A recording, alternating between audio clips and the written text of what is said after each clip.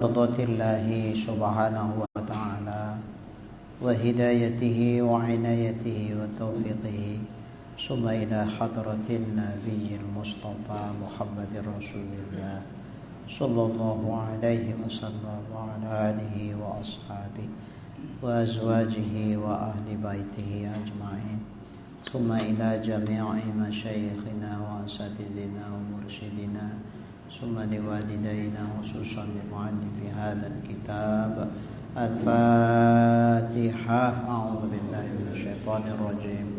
بسم الله الرحمن الرحيم. الحمد لله رب العالمين الرحمن الرحيم مالك يوم الدين إياك نعبد وإياك نستعين اهدنا الصراط المستقيم صراط الذين أنعمت عليهم غير المغضوب عليهم ولا الضالين آمين.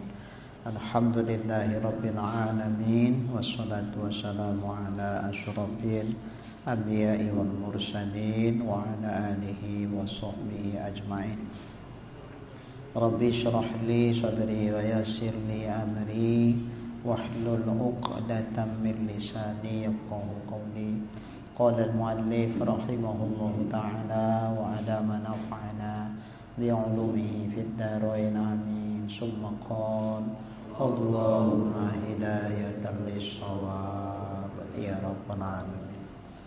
والتحقيق أن القديم والأزلية مترادفان فهما ما لا أول له وجود yang kana أو عدميا قائما بنفسه أم لا fasifatuhu ta'ala mutlaqan nafsiyatan aw ma'ani aw ma'nawiyatan aw salbiyatan qadimatun azaliyah wa wajibatun nizatiha khilafan lisan.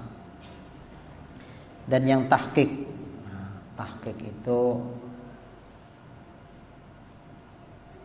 sesuatu kebenaran yang didasari oleh dalil-dalil, itu tahqiq. Lain lagi tadqiq, itu lebih halus dari tahqiq. Artinya kebenaran yang berdalil dikuatkan lagi dengan dalilnya lagi, sehingga lebih halus pembenarannya dengan dalil yang dibarengi dalilnya itu pun berdalil. Itu tadqiq namanya. Maka muhaqqiq, mudaqqiq, itu lebih harus mudaqqiq daripada muhaqqiq. Menurut pendapat yang tahqiqnya bahwasanya qadim dan azali itu bersamaan keduanya. Pengertiannya sama. Azali itu ya qadim, qadim itu ya azali. Ini dua kalimat yang berbeda tapi pengertiannya sama. Kalau bahasa Indonesia bilangnya apa? Sinonim. Sinonim, persamaan kata. Beda lafaz tapi maknanya sama. Itu sinonim. Bahasa Arab bilangkan sinonim mutaradib, muradib atau mutaradib. Maka keduanya itu azali atau qadim, pengertiannya barang yang tiada baginya permulaan. Setiap yang tak ada awalnya itu qadim lagi azali. Asal yang tak ada awalnya lah, yang tak berpermulaan, yang tak berawal, itu berarti qadim namanya. Qadim itu ya sama dengan azali. Sama ada ia wujudi. Jadi itu yang wujud. Ataupun yang adami. Contoh wujudi umpamanya kalau di Allah sifat ma'ani, qudrat, iradat, ilmu, hayat, sama, basar, kalam. 7 sifat ma'ani Allah ini sifat wujudi namanya. Kenapa? Karena sifat itu memang ada pada zat Allah.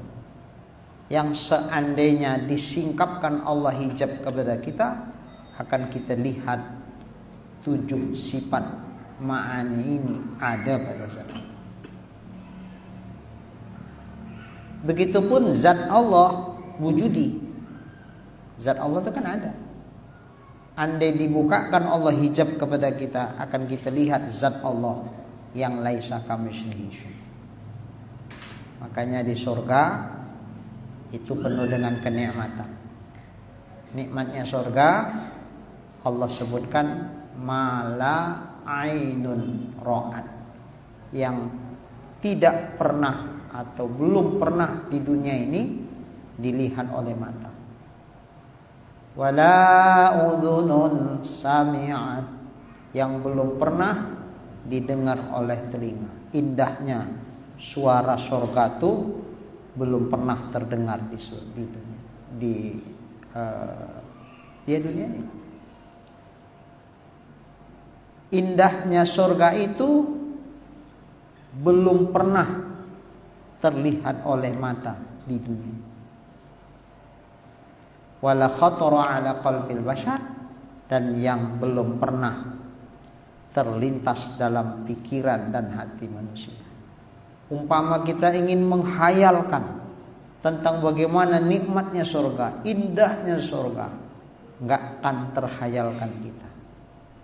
Yang kita hayalkan itu sebatas yang sifatnya keindahan dunia. Sementara keindahan surga dibandingkan keindahan yang ada di dunia ini, enggak ada apa-apanya di dunia. Kecil sekali. Seperti azab neraka pun gitu juga. Sedahsyat-dahsyatnya azab dunia kalau dibandingkan dengan azab neraka yang enggak ada apa-apanya ini dunia. Makanya enggak usah dunia, enggak usah neraka akhirat. Yang sifatnya alam barzakh saja, alam kubur. Ada seorang kena timpa penyakit menaun sampai habis dagingnya, tinggal tulang sama kulit. Cemlengket udah tulang kulitnya, kayak tengkorak hidup gitu. Malam gak bisa tidur, denyum aja. Siang udahlah. Orang siang gak bisa tidur, tapi kalau malam masih sempat dia bisa tidur. Ini nyaris tak bisa tidur, siang malam. Makan pun udah payah masuk. Ya Allah, kurus. Terakhir dia berpikir, ya Allah, timbang aku hidup di dunia begini menderita berpuluh tahun, gak ada lah aku rasakan nikmatnya hidup lagi di dunia ini, ya Allah. Aku ikhlas ya Allah, matikan aja lah. Gak kuat lagi kurasa aku menanggung penderitaan penyakitku yang berpuluh tahun begini, ya Allah. Gak sembuh-sembuh. Matikan aja lah aku, ya Allah. Walaupun makruh minta mati karena ujian itu, gak boleh makruh.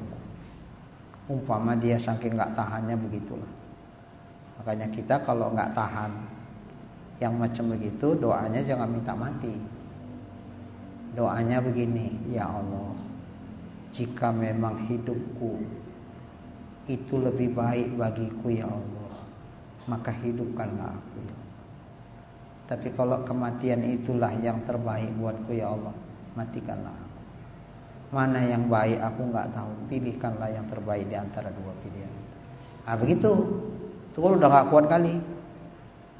Seperti itu doanya. Jangan ya Allah matikan aja lah, ya Allah gak kuat aku, ya Allah. Makruh. Emang dia tahu pasti mati itu lebih baik sama dia? Takutnya minta mati, dimatikan Allah, masuk alam barzakh. Ternyata kurang amal. Semasa sehatnya pun metikunya luar biasa.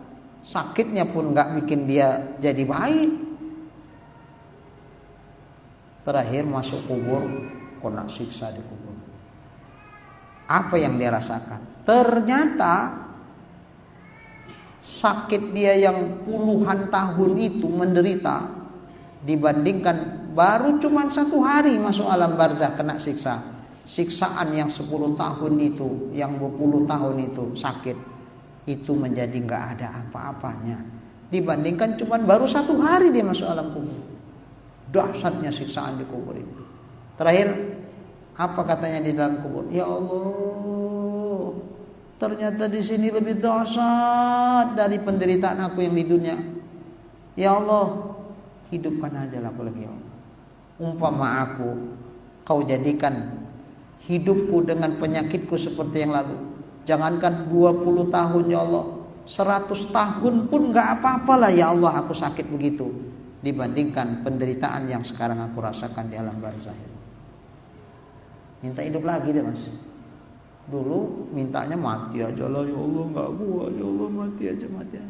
Mati, minta hidup, ternyata gak ada apa-apanya.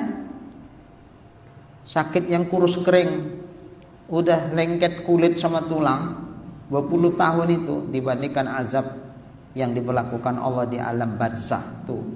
Ternyata yang di dunia nih 10-20 tahun itu gak ada apa-apanya. Itu baru alam barzah ya, belum nanti hari kiamat di neraka.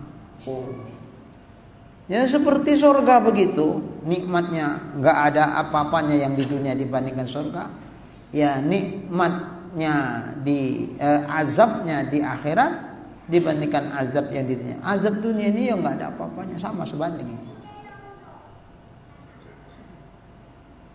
Tapi ada satu nikmat yang melebihi dari bahkan nikmat surga. Apa itu?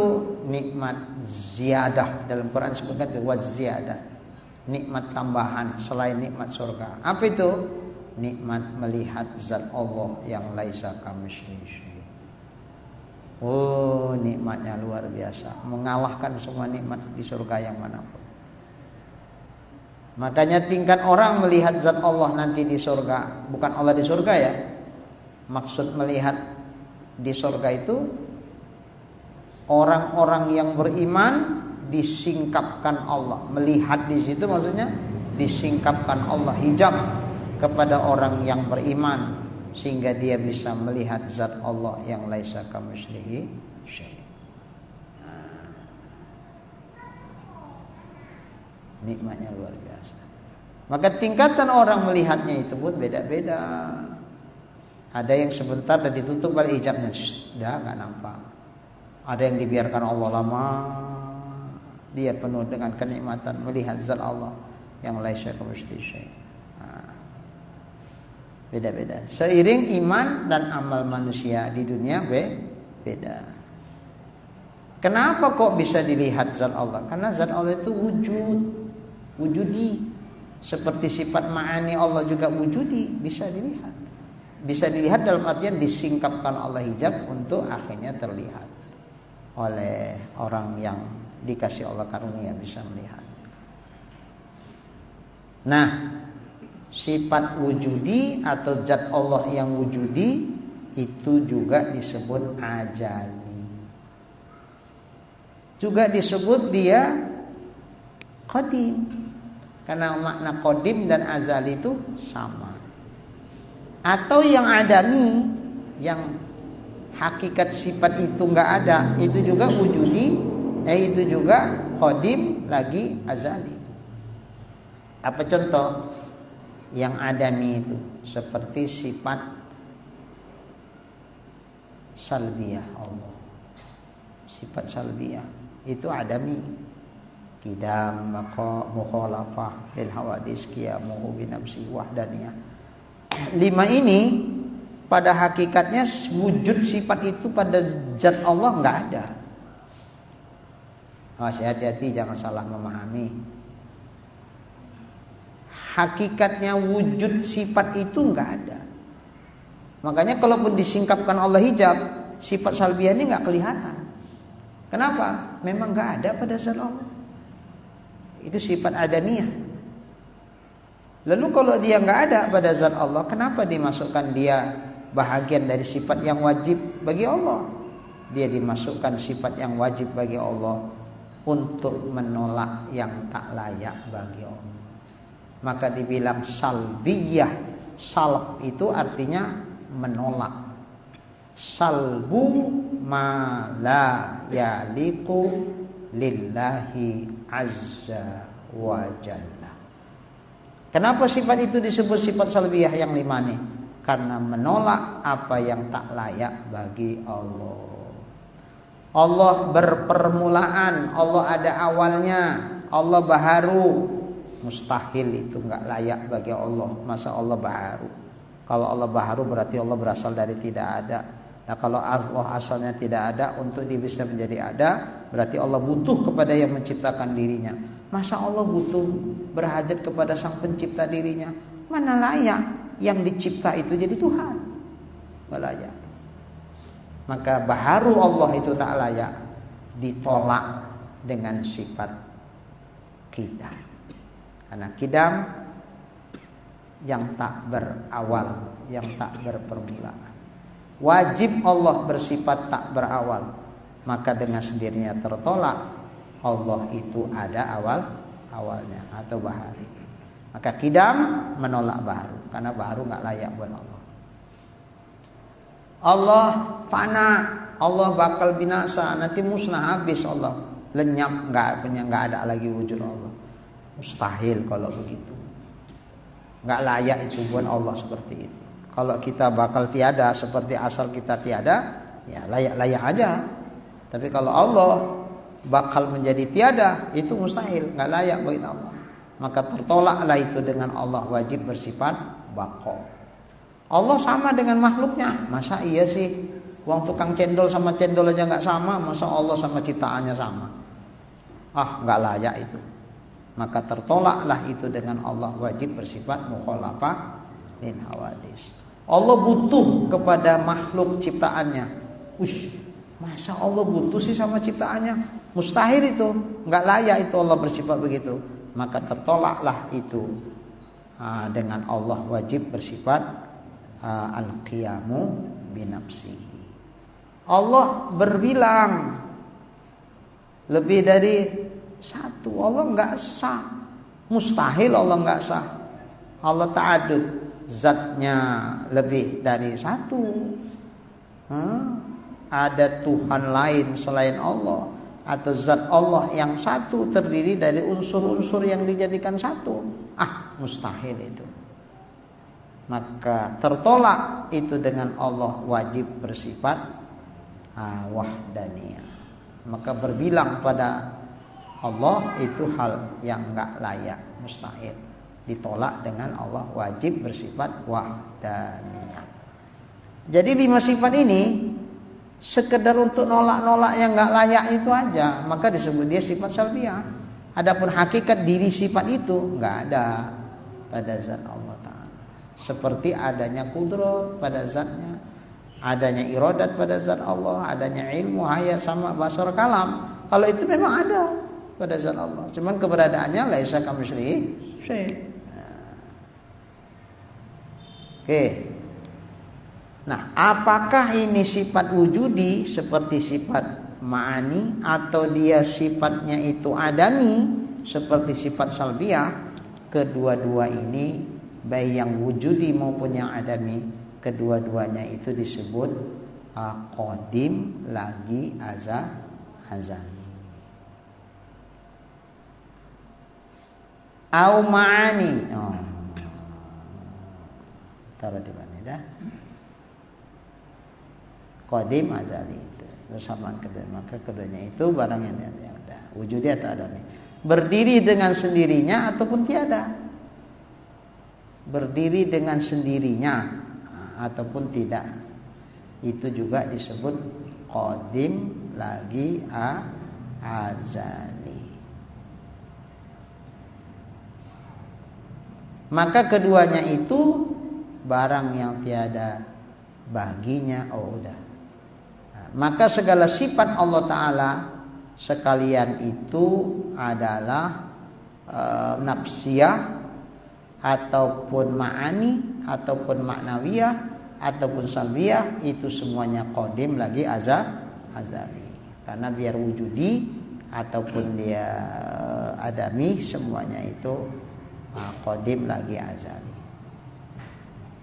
Wajib bagi zatnya, itu wajib bagi zat Allah. Qadim lagi azali itu adalah sesuatu yang wajib bagi zat Allah Ta'ala. Bersalahan bagi kata Sa'ad. Menurut Sa'ad, dia berbeda dengan yang penjelasan sebelumnya. Katanya, kata Sa'ad, makna qadim itu barang yang tiada ada permulaan bagi wujudnya. Dan yang azali itu barang yang tiada permulaan baginya, apakah dia wujudi, apakah dia adami. Berarti kalau gitu azali lebih umum, qadim lebih khusus. Qadim itu yang tak ada awalnya, tapi dia yang sifatnya wujudi. Maka zat Allah qadim. Sifat ma'ani Allah qadim. Tapi sifat salbiyah Allah tidak qadim. Tapi azali. Kenapa dibilang azali? Karena dia bukan wujudi, tapi dia adami. Tadi sifat salbiyah kan adami.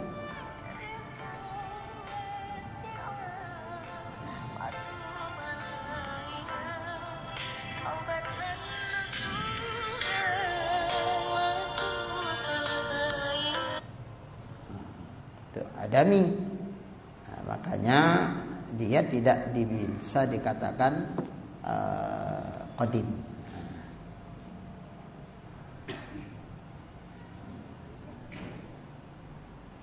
Maka kidam bagi Allah Ta'ala itu qadim lagi azali.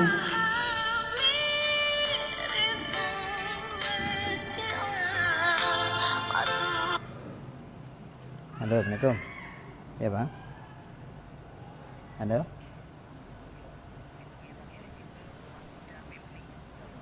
Oh iya, kapan Bang?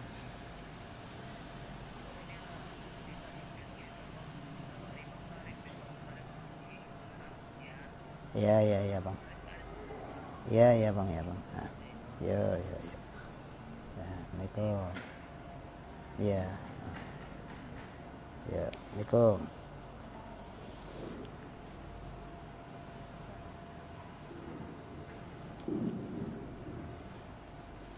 Jadi qadim lagi azali. Kidam Allah Ta'ala itu qadim lagi azali. Kenapa dibilang dia qadim lagi azali? Karena sifat kidam Allah Ta'ala itu kan yang sifatnya adami. Dia tidak ada pada hakikatnya, sifat itu kan gak ada pada zat Allah. Sementara makna azali itu apakah yang wujudi atau yang adami itu disebut azali. Kidam Allah Ta'ala itu adami, tidak ada hakikatnya pada zat Allah. Maka kidam Allah Ta'ala itu disebut qadim lagi azali. Qadim pun iya, azali pun iya. Syarik bagi Allah Ta'ala itu azali, tidak dikatakan dia qadim. Allah punya syarikat, kan mustahil. Syarikat bagi Allah, ada Tuhan lain selain Allah, itu kan mustahil itu. Pada hakikatnya kan dia nggak ada itu. Syarikat Allah, ada Tuhan yang lain selain Allah, ada apa enggak? Nggak ada kan? Jadi itu syarik itu Tuhan yang lain selain Allah, syarikatnya Allah. Perkongsian dengan Allah dalam ketuhanan, mana ada? Jadi hakikatnya itu nggak ada, syarik Allah itu nggak ada. Apakah syarik Allah Ta'ala itu, ketiadaan syarikat bagi Allah Ta'ala itu azali apa qadim? Nah, ini dikatakan azali, tidak boleh dikatakan dia qadim. Karena kalau qadim itu wujudi. Sementara kalau yang adami itu azali. Oke. Maka azali itu a'am. Azali itu lebih umum, qadim itu akhas, lebih khusus. Atas kata pula ini, atas pendapat Sa'ad ini. Tapi perkataan Sa'ad ini itu pendapat yang dhaif. Membedakan pengertian azali dengan qadim. Nah, jadi kalau menurut Sa'ad, walaupun pendapatnya dhaif, yang qadim itu khusus untuk yang wujud saja, yang ada wujudnya, tapi nggak ada permulaannya. Zat Allah kan ada wujudnya. Sifat ma'ani Allah kan ada wujudi. Sifat itu ada pada zat Allah. Seperti zat Allah ada, sifat ma'ani Allah juga ada. Dan sifat ma'ani Allah tak ada awalnya. Kapan Allah bersifat kudrat? Enggak ada awalnya. Irodat, ilmu, hayat, sama, basar, kalam itu enggak berawal itu. Seperti zat Allah juga adanya tidak berawal. Baik. Sifat ma'ani ada enggak pada zat Allah? Ada. Zat Allah ada enggak? Ada.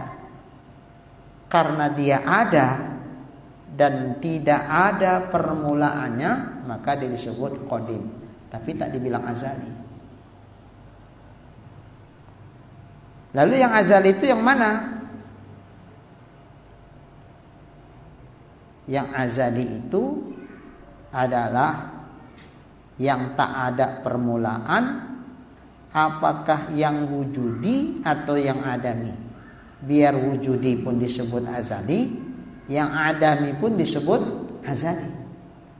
Maka sifat kidam Allah, kidam, baqa, mukhalafah lil hawadis, qiyamu bi nafsi wahdaniyah, ini kan sifat yang hakikatnya tidak ada pada zat Allah, dan dia nggak ada permulaannya. Maka ini disebut juga namanya azali. Disebut azali. Tapi disebut juga dia qadim. Kenapa? Karena dia lebih umum. Dia bisa yang wujudi, bisa juga yang adami. Begitupun syarik bagi Allah Ta'ala itu azali. Tidak dikatakan dia qadim, karena yang azali itu umum, yang qadim itu lebih khusus. Baik. Tapi pendapat ini dhaif. Pendapat yang kuat, mau adami, mau wujudi, asal setiap yang nggak ada awalnya, ya udah itu disebut qadim, disebut dia juga azali. Berarti qadim dan azali itu punya makna yang sama. Cuman beda sebutan saja. Itu yang kuat pendapatnya. Baik.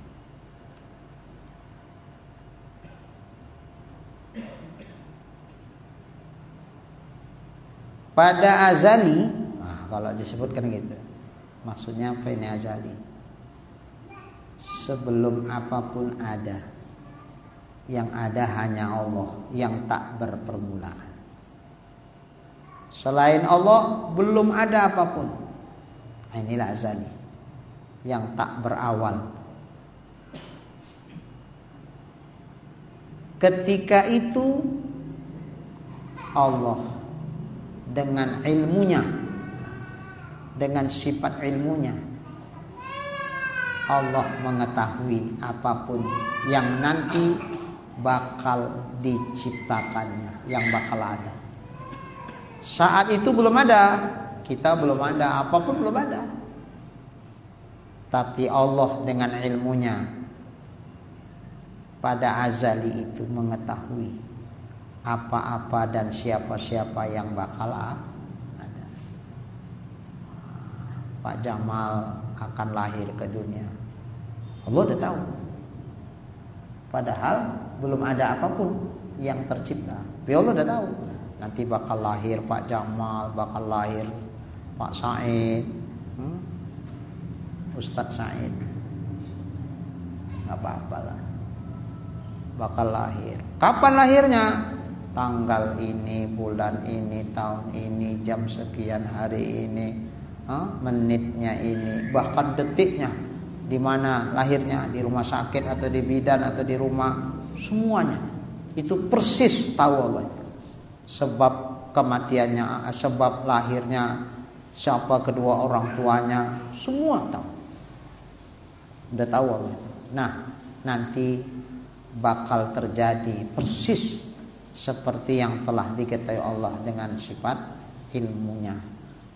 Kapan Allah udah tahu tuh? Pada azal itu Allah udah tahu. Sebelum apapun ada, udah tahu Allah. Beda dengan ilmunya kita. Kalau ilmunya kita, ya kalau ditanya persisnya apa yang akan terjadi nggak tahu kita.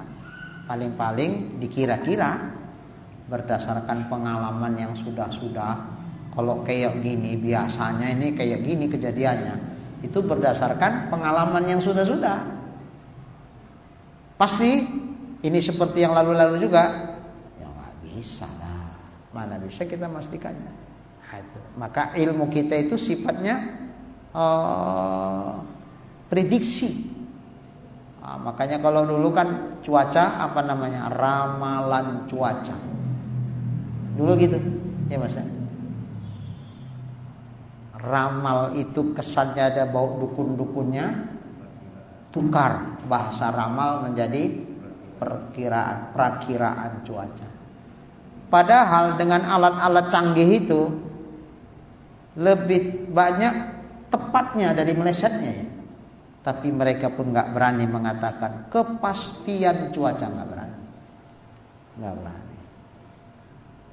Diperkirakan nanti tanggal sekian akan terjadi gerhana matahari. Sudah terdeteksi dengan alat-alat canggih itu. Tapi sifatnya masih tetap diperkirakan terjadi gerhana.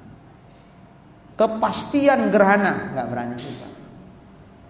Tapi kalau ilmunya Allah, kepastian. Kalau ilmu itu mesti pasti. Kalau nggak pasti, seperti yang diketahui Allah kejadiannya, berarti ilmu Allah lemah, bisa meleset pula. Kalau Pak Adi meleset, ya wajar-wajar aja. Namanya aku manusia, ya bisa aja meleset. Gitu. Bisa ngeles kita, ya memang kayak gitu. Allah, Pak Adi bilang kalau kayak gini hasilnya apa? Aku udah kayak gitu, nggak kayak gitu. Ya itu kan perkiraan. Namanya pun ilmunya orang manusia. Aku selama ini udah berkali-kali aku bikin kayak gitu, kayak gini hasilnya. Lah Bapak nggak kayak gitu, ya aku ya nggak tahu. Perkiraan aku ya seperti itu. Selama ini udah aku coba-coba kayak gitu kok hasilnya. Nah, perkiraan nggak bisa disalahkan Pak Adi. Kecuali kalau Pak Adi bilang pasti potong kupingku kalau nggak kayak gitu. Itu kita potong kuping Pak Adi. Tapi Pak Adi nggak berani bilang gitu, nggak berani. Kalau ilmunya Allah, baru pasti. Apa yang diketahui Allah pada azali, itulah pasti terjadi. Nah kalau nggak terjadi, meleset, ilmunya Tuhan lemah. Hakikatnya Allah nggak tahu apa yang akan terjadi. Wong meleset kok, mustahil itu sama Allah. Baik, faedah. Diriwayatkan daripada Nabi Shallallahu Alaihi Wasallam bahwasanya Nabi bersabda, kata Nabi, man dakhalal masjidah faqala a'udzu billahil azim wa biwajhihil karim wa sultanihil qadim minasyaitonir rajim qala asyaitanu hafidha minni sa'iral yaum. Nabi bersabda,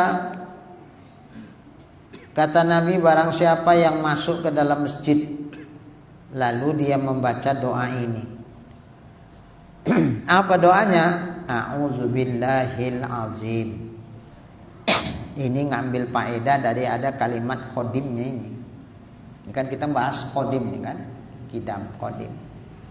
Nah, dalam hadis ini ada kalimat qadim.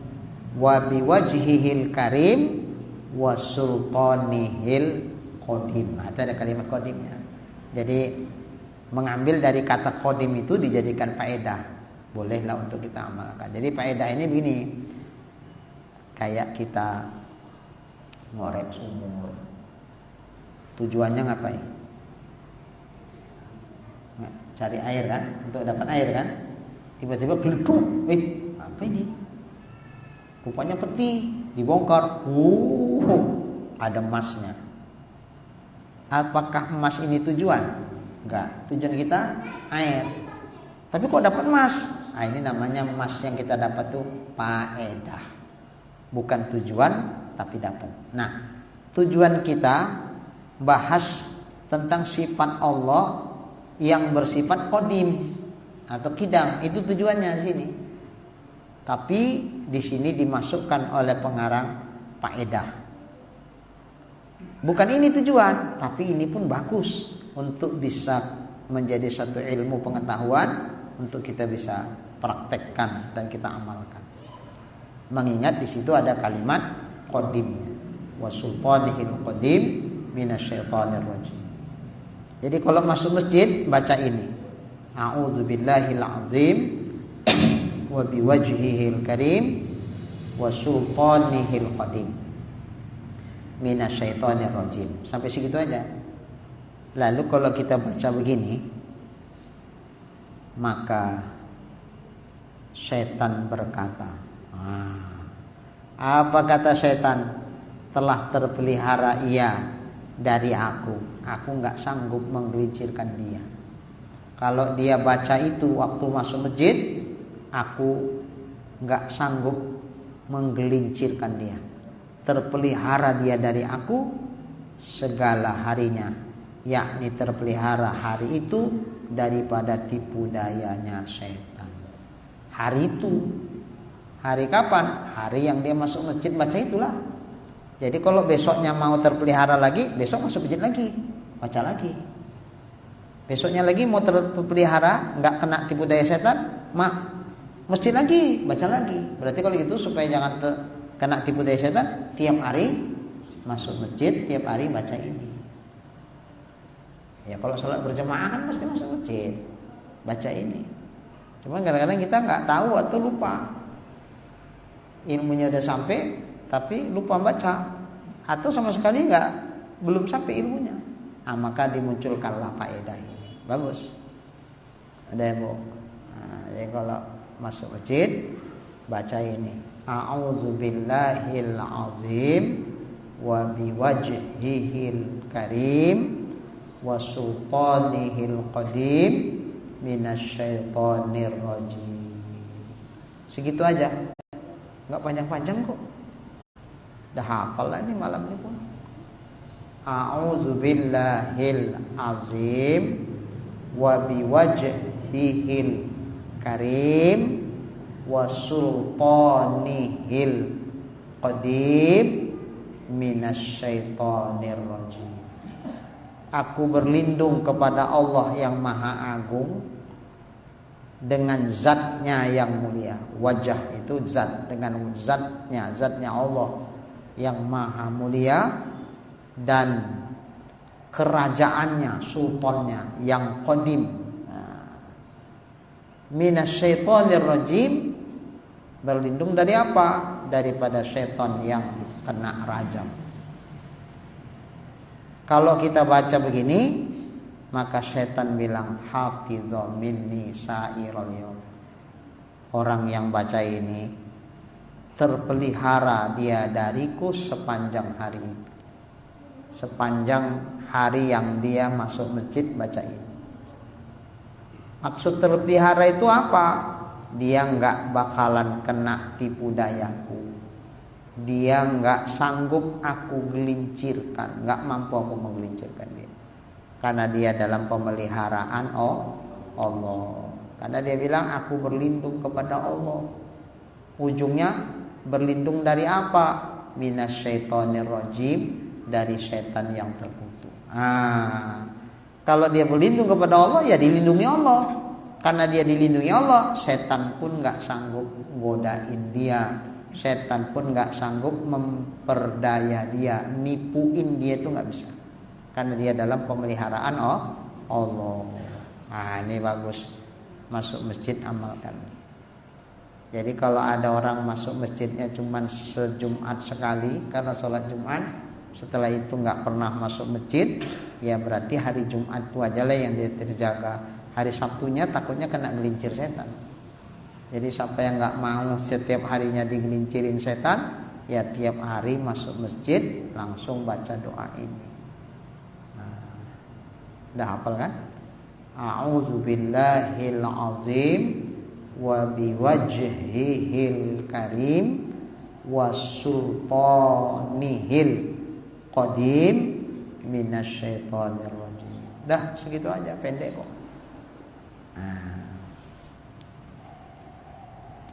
Maka keluar dengan qadim pada hak Allah Ta'ala, yaitu qadim nisbah pada makhluk. Qadim pada Allah itu yang tak berpermulaan, tak ada awal. Adanya Allah tak berawal. Maka dengan qadim ini, yang pada zat Allah, pada hak Allah, pada diri Allah, keluar dengan kata ini qadim pada nisbah makhluk. Makhluk pun ada juga nanti disebut qadim loh. Tapi makhluk ciptaan berarti kan berawal. Iya, walaupun dia berawal, tapi bisa juga dia disebut qadim. Tapi qadim yang pada makhluk ini itu tidak sama dengan qadim yang dimaksud pada diri Allah. Apa contohnya? Ini seperti kita kata ini bina qadim. Bina itu bangunan, qadim lama. Kalau bahasa Arabnya hadza binaun qadimun. Ini bangunan qadim. Qadim di situ bukan qadim tak berawal, ada pula bangunan tak ada awalnya. Mana mungkin? Mas Said, walaupun ini umur rumah nih sudah seumuran Mas Said, bahkan Mas Said belum lahir, rumah itu udah dibikin. Ya, Mas, ini rumah lama ya, Mas? Iya. Hadza baitun qadim. Hadza baitun qadim. Ini rumah qadim. Maksudnya rumah ini enggak berpermulaan gitu. Enggak, itu yang enggak permulaan itu pada diri Allah. Nah, ini kok dibilang qadim? Qadim maksud di sini karena panjang masanya. Panjang masanya. Siapa? Lama usia rumahnya. Oh, ini rumah peninggalan bapakku. Aku belum lahir, udah dibikin di rumah nih. Dan karena ini rumah kenang-kenangan, aku nggak berani ngerombaknya. Abang-abang sudah sepakat semua. Dah, rumah ini untuk adik kita yang paling kecil, Said umpama. Tapi Said, kami pesan ya, karena ini rumah kenang-kenangan, jangan dirombak-rombak nih, kayak gini aja. Kalau mau diperbaiki aja, tapi jangan dirombak. Ya, tapi rumahnya pendek. Itulah uniknya itu. Mana-mana yang lapuk-lapuk, tukar nggak apa-apa. Tapi dirombak jangan, karena ini rumah kenang-kenangan. Siap, kata Mas Said. Udah, makanya rumahnya gitu aja. Mas, kok pendek kali rumahnya, Mas? Hadza binaun, hadza baitul qadim. Ini rumah lama, kenang-kenangan. Jadi qadim di situ bukan maksudnya seperti qadim pada diri Allah, tak berpermulaan, bukan. Bangunan ini ada awalnya, permulaannya pasti ada. Loh, kok dibilang qadim? Qadim di situ maksudnya bangunan atau rumah lama. Kok dibilang lama? Karena panjang masanya. Usia rumah ini sudah cukup lama. Aku baru belum lahir sudah ada rumah. Jadi usianya sudah cukup lama. Usia yang lama itu disebut juga dalam bahasa Arab qadim. Nah, jadi bukan qadim pada diri Allah ya, qadim nisbah kepada makhluk. Maka sekurang-kurangnya itu dinamakan qadim pada hak makhluk, pada diri makhluk setahun. Kalau setahun Mas Said belum lahir sampai sekarang ada, ya udah qadimun jiddan. Wah, pakai jiddan lah ya. Ini hadza baitun qadimun jiddan. Ini rumah yang lama, sangat lama gitu. Rumah tua. bukan kodim biasa. Kalau kodim biasa itu setahun udah bisa dibilang kodim. Bisa kodim setahun. Masa itu berapa tahun? Rumah, bikin rumah, nggak tahu ya. Ya itu tadi karena belum lahir udah ada ya. Mualim nebak-nebak aja tadi lah. Rupanya memang betul ya.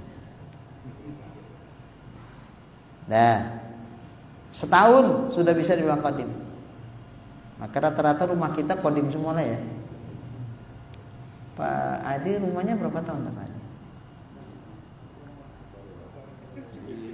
Baru 3 bulan. Oh kalau 3 bulan belum kodim lah. Nah, setahun. Nah, kalau istri kodim jiddan. Udah lama lah punya istri kodim. Oke. Yang kedua, maka kodim nisbah namanya itu ada 4 bahagi. Pertama zati, kodim yang sifatnya zati, yaitu ketiadaan permulaan daripada zatnya. Zatnya itu nggak ada awalnya. Itulah zatnya Allah Ta'ala. Itu kodim, tapi kodim zati namanya. Ada yang kodim sifati, yaitu menafikan, menolak adanya permulaan pada sifat. Sifatnya itu nggak ada awalnya. Sifat siapa yang nggak ada awalnya? Ya sifatnya Allah. Makanya sifat Allah disebut kodim sifati. Yang ketiga kodim idofi. Kodim idofi dengan makna idofi di situ maknanya terdahulu sesuatu atas sesuatu. Terdahulu sesuatu atas sesuatu. Apa contoh? Dahulu bapak nisbah kepada anak. Mana duluan bapak sama anak? Ya bapak dulu lah, masa anaknya duluan? Balik. Ya bapaknya duluan baru anaknya nyusul. Maka kalau begitu bapak disebut kodim. Kalau dibangsakan kepada anak, iyalah bapak kan duluan. Terdahulu sesuatu dari sesuatu. Terdahulu bapak dari anak. Itu disebut bapak kodim. Kalau dibandingkan kepada anak, karena dia duluan. Maka itu disebut namanya kodim idofi. Sandaran. Bapak kalau disandarkan kepada anak, ya bapak pasti duluan dari anak. Maka bapak itu disebut kodim daripada anak. Tapi kodim itu namanya bukan kodim hakiki, tapi kodim idofi. Ada lagi namanya kodim nisbah. Apa itu kodim nisbah? Yang keempat kodim zamani. Keempat kodim zamani. Seperti dahulu, kemarin daripada hari ini. Kemarin lebih dulu dari hari ini. Kemarin itu semalam ya. Semalam lebih dulu dari hari ini ya lah. Ini hari apa? Jumat ya. Hari Kamis lebih dahulu daripada Jumat. Kenapa? Jumat hari ini, Kamis kemarin. Maka kemarin itu berarti Kamis, lebih dulu baru kemudian hari Jumat. Maka hari Kamis disebut juga namanya kodim dibandingkan kepada hari Jumat. Maka Kamis itu kodim daripada hari Jumat. Kodim apa namanya? Kodim zamani. Itu kepada makhluknya. Kodim zamani. Baik. Adalah maknanya lalu zaman atas sesuatu. Duluan masa atas sesuatu. Ya kayak tadi hari Kamis lebih dahulu daripada hari Jumat. Itu zamani. Bermula kodim yang hakiki itu tiada harus, tidak dibolehkan dikatakan yang lain daripada Allah Ta'ala. Kodim hakiki itu mutlak hanya punya Allah. selain Allah Ta'ala tidak boleh disebut qadim hakiki. Kalau qadim nisbah tadi ya sah-sah saja. Seperti bangunan qadim, seperti bapak qadim dari anak, itu bukan qadim hakiki itu. Itu qadim nisbah saja namanya. Kalau qadim hakiki itu hanya ada pada Allah. Baik. Maka barang siapa menyebutkan bagi yang lain daripada Allah Ta'ala ada qadim, maka dia disebut kafir. Kafir itu seperti falasifah, ahli filsafat yang mengatakan bahwa aflak anasir itu qadim. Anasir alam ini qadim kata orang. Wah, ini filsafat yang liar, bukan filsafat Islam.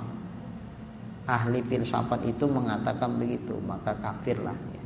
Karena ada membangsakan secara hakiki kata qadim itu kepada selain Allah.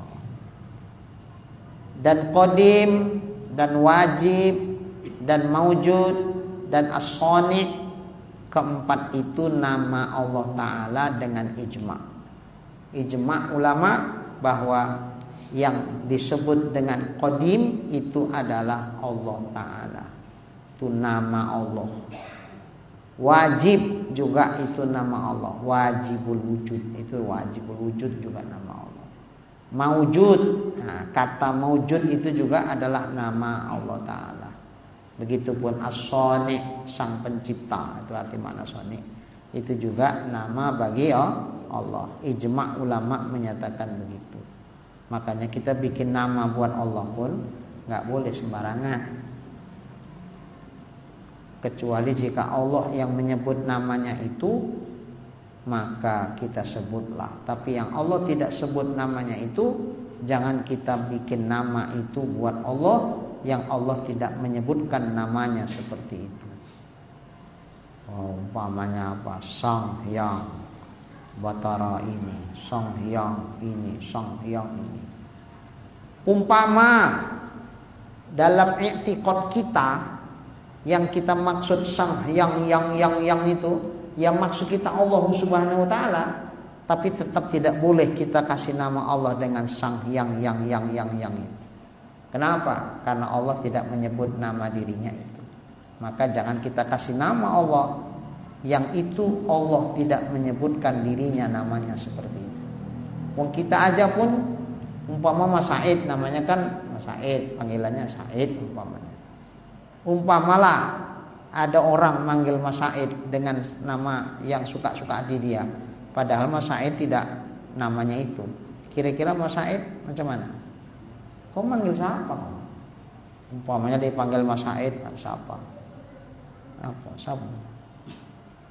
Umpama Paimin namanya. Paimin. Heran, di sini nggak ada orang lain, cuma aku. Min, sombong kali kau sekarang ya Min. Mentang-mentang udah hebat kau ya Min. Udah buka cabang sana kemari ya Min. Kok jadi lupa kau Min sama aku?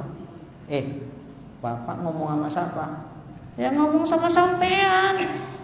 Oh, aku maksudnya. Ya iya. Kok nggak ada orang lain kok?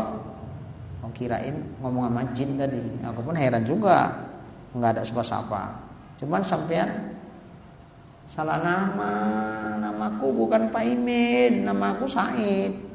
Udah tukar. Gak ada dulu Said kok. Kapan pula namaku tukar-tukar? Oh iya ya. Oh berarti aku salah nama ya. Kita nggak mau ngakui yang bukan nama kita. Walaupun maksud dia itu manggil nama itu ya kita gitu. Tapi karena itu bukan nama kita ya kita nggak mau dipanggil gitu. Nah kira-kira Allah pun seperti itu. Maka jangan kita panggil sebutan nama buat Allah yang Allah tidak menyebutkan nama itu adalah nama dirinya. Jadi nggak boleh sembarangan lah. Maka asma Allah, nama-nama Allah itu tauqifiyah. Makna tauqifiyah itu adalah yang memang Allah menyebutkan itu bahagian dari namanya. Bolehlah kita sebut dengan sebutan itu. Yang tidak dibolehkan. Baiklah, segini dulu. Nanti akan datang yang ketiga, sifat Allah baqa. Nah, insyaallah. Bismillahirrahmanirrahim. Alhamdulillahirabbil alamin. Wassalatu wassalamu ala asyrafil anbiya'i wal mursalin wa ala alihi wa sahbihi ajma'in. Allahumma rzuqna imanan kamila wa yaqinan shadiqa wa qalban khashi'a wa ilman nafi'a wa amalan maqbula wa taubatan nasuha wa husnal khatimah. Allahumma rzuqna rizqan wasi'an halalan tayyiban mubarakan jamila wa ilal khairi qarribna wa 'ani syarri ab'idna wa qdi hawaijana fid din wad dunya wal akhirah innaka 'ala kulli syai'in qadir. Sallallahu ala sayyidina Muhammad wa ala alihi wa sahbihi ajma'in. Walhamdulillahi rabbil alamin. Taqabbalallahu minkum.